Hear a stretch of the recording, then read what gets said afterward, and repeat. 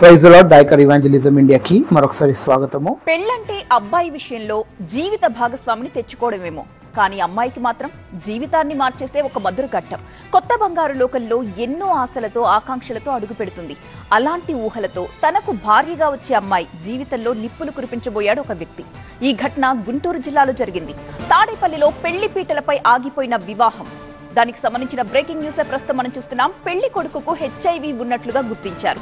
అయితే church pastor కి వెంటనే ఈ సమాచారం వచ్చింది డిస్ట్రిక్ట్ ప్రాజెక్ట్ మహిళా ప్రతినిధుల దగ్గర నుంచి.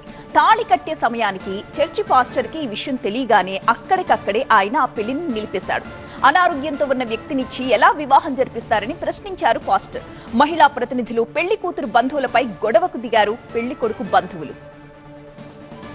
గొడవ కాస్త పెద్దది అయిపోవడంతో పోలీసులకు చర్చి పెద్దలు సమాచారాన్ని అందించారు. హుటాహుటిన అక్కడికి చేరుకున్నారు పోలీసులు.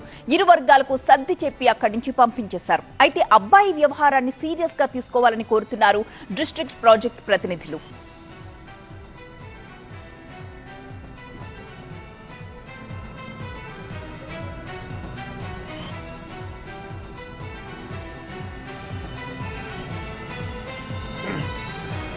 సో మీ అభిప్రాయం మాకు చాలా అవసరం.